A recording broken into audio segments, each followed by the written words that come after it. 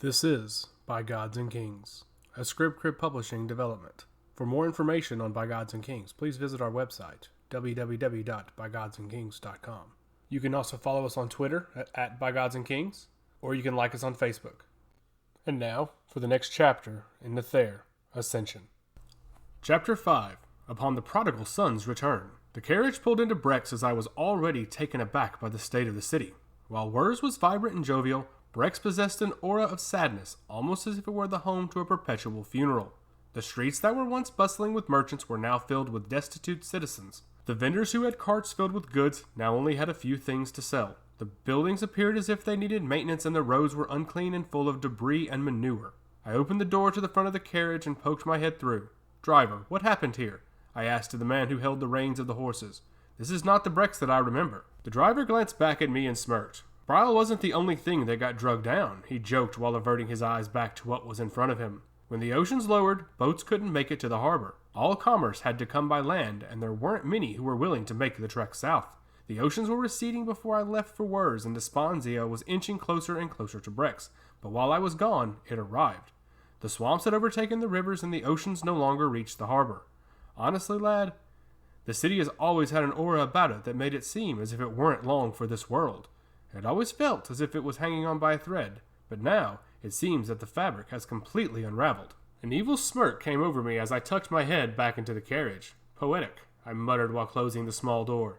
The carriage continued on at a decent pace, allowing me to examine the entirety of the city. The children playing in the streets were covered in filth, and the parents, at least who I assumed were the parents, were just as ragged. Brex had become a cesspool in the short time that I had been gone, and I was hoping I would be able to leave just as quickly as I arrived. I leaned back against the bench in the carriage and started laughing, because I realized that my father's plan had not come to fruition like he imagined it would. My brother, Tigras, the devout follower of Xylene, was unable to use his influence to keep the oceans at their apex. My father's ships could not navigate the tides and channels if they couldn't ever reach the port. "I bet he's furious," I whispered as the thoughts of my father's hatred filled my head. I tried to stay out of his affairs, and I tried not to think of him, but when it came to his hatred for my bastard siblings, I couldn't help but allow it to fill me with glee. The tunnel structure and the architecture were of no consequence. The 4 soldiers brutishly carried me through the tunnel as I tried to make it as difficult for them as possible. I flailed my arms and legs frantically, trying to get them to drop me so that I could reach for my daggers. It was of no use, as they had such a tight grip on my arms and legs that I wasn't able to get enough momentum to free myself. After a few minutes, we entered the dusty barn and I was tossed into a cage. My daggers were taken off of my waist, and the door to the cage was shut and secured. The 4 soldiers left the barn, leaving me alone to watch the sun overhead fade away throughout the day. My end was coming soon, and all I could do was wait for darkness. But I was very suspicious at the timing. We had just cast Tuberric off into the sea when she arrived, almost on cue. I made sure to keep my guard up, because I now had something my father wanted, and I knew he would do anything to get it. With Brex in the state that it was in, I knew Tuberric would be desperate for what my uncle left me. I entered the front door of the manor to find Tigras pacing in the main hall. A look of fright, scorn, and agitation covered his face, and I admit, I loved seeing it. "Well, if it isn't the priest of Xylene. Brother, you should thank your God for the incredible tides I experienced while I was in Wurs." I knew I was patronizing him, and I enjoyed every second of it. Having power was something that I could have become accustomed to. Tigras glanced up from his pacing to see me enter the room. A look of bewilderment overtook him once his eyes met mine. "You should thank him yourself before he devours your essence, Nathair," he replied in a remarkably threatening tone. I don't know what I had done recently to wrong him, but that tone was unacceptable. Tigras took in a deep breath and placed his hands on his hips. He shook his head and exhaled while glancing down at the ground. "Nathair, I'm sorry, that was a bit harsh." "It was, but I'm rather used to it," I replied politely, though my mind was already beginning to swirl around the next issue. "Why are you here?" I inquired, wondering why the follower of Xylene was in my father's home and not in a temple. Tigras chuckled and shook his head. "Father still doesn't tell you anything, does he?" he asked rhetorically, which bothered me immensely. I knew my father kept things from me. Hell, he kept everything from me. However, it bothered me immensely to hear my brother speak those words. "Nathair, father has summoned all of us to the manor. Upon the death of our uncle, your recent caregiver, our father has petitioned and been granted control of his estate. We're taking over his side of the shipping business now."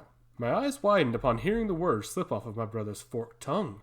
I knew my father was always working a wicked game, but I didn't know it would hit this close to me. "That's quite peculiar, as Uncle Tuberric left the company specifically to me," I stated softly. What gives our father the right to take control over his estate?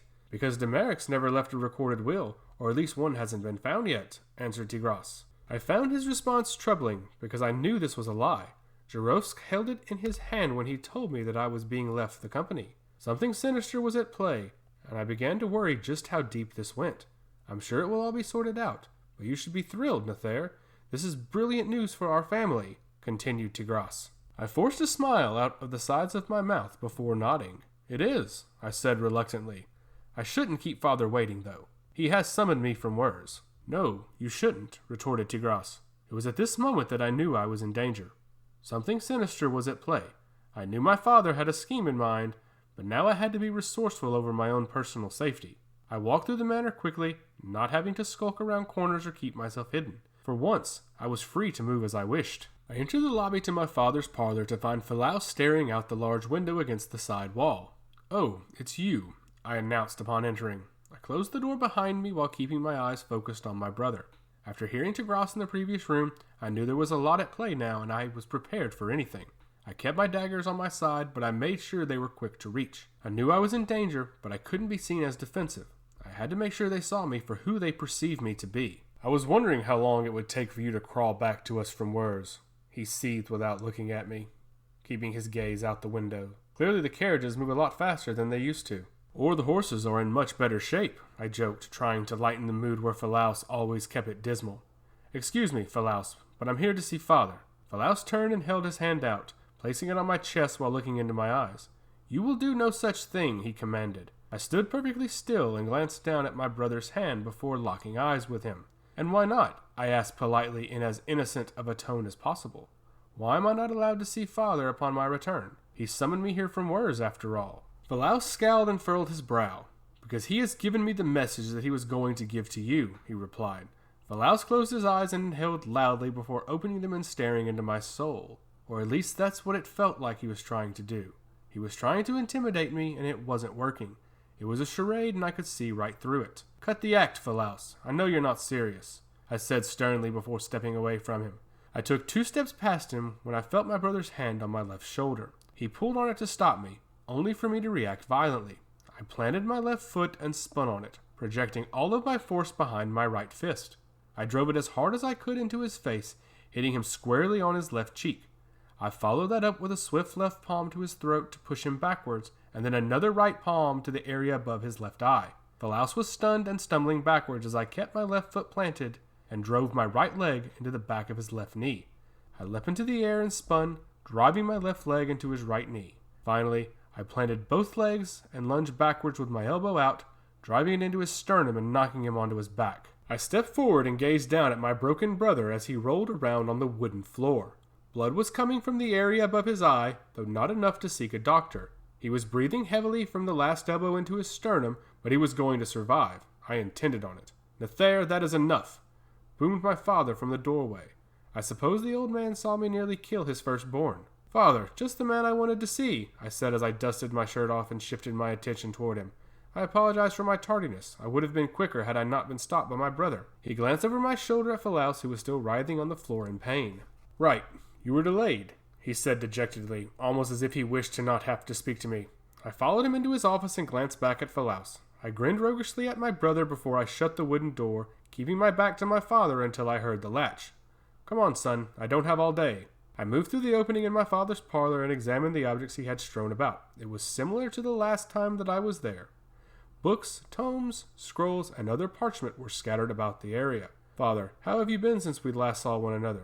I was hoping that you would come visit me in Wurs, or at least write from time to time, but I heard nothing from you or my brothers. My father chuckled and shook his head as he took his place behind his desk.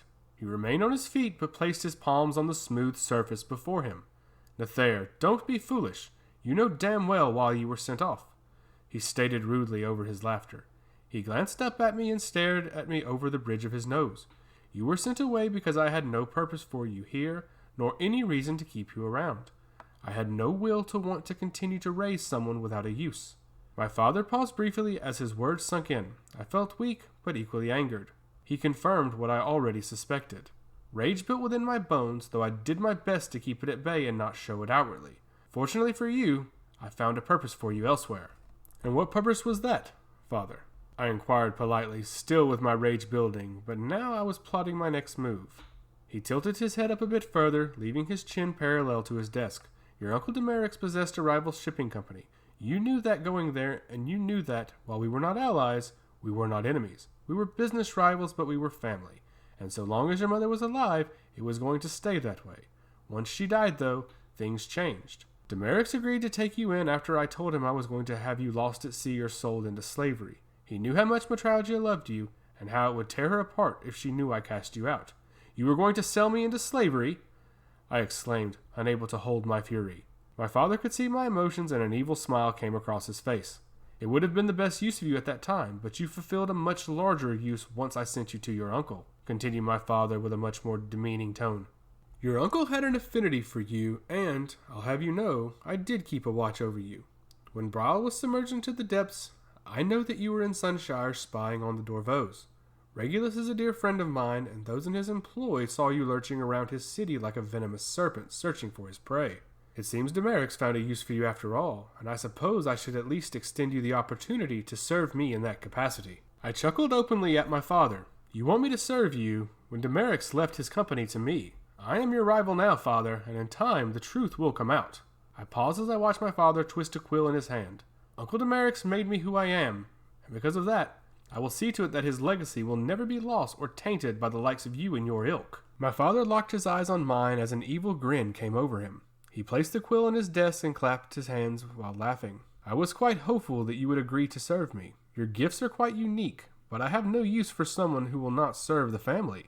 He closed his eyes and licked his lips, pausing for a moment to collect himself. The truth that you are referring to will be what I say it will be, especially after Jurovsk met his end, he stated with evil in his voice. I told you that Regulus Dorvo was a dear friend of mine. Once your uncle died, he had Jurovsk tossed into the stockade, along with your uncle's will. This was the plan all along. You were to get close enough to your uncle to get him to leave you his estate, and then I would take it from you, either by choice or by force. I was speechless. Hearing my father reveal his plan and how I was the crux to it was disheartening. At that moment, I let my guard down because I was too foolish and naive to see this coming. He loved my mother, but she was what stopped him from doing this. Once she was gone, my father was free to act as he saw fit. He wanted Tuberric's estate, and soon he was to have it. I kept my eyes on my father as I began to hear the sound of boots slamming against the wooden floor. Nathair, son, please listen to me closely, because I intend to only say this once. He seethed as several of his own personal soldiers came in from a side door. I stood my ground and counted the 4 soldiers as they came in, all clad in a leather armor that allowed for movement, but didn't offer much in terms of protection. My father leaned forward and glared into my eyes as I held my stoic expression. These men are going to escort you from this mansion. They will take you to the barn where we haven't kept beasts for years and keep you there until the sun goes down. Once the moons hang high overhead, they will personally escort you to the halls of Vesia. My eyes opened in shock at my father's words. Father, how could you? I screamed in anger. The 4 guards rushed toward me, with 2 of them grabbing me by the arms. They hooked their limbs underneath my armpits and lifted me up off the ground.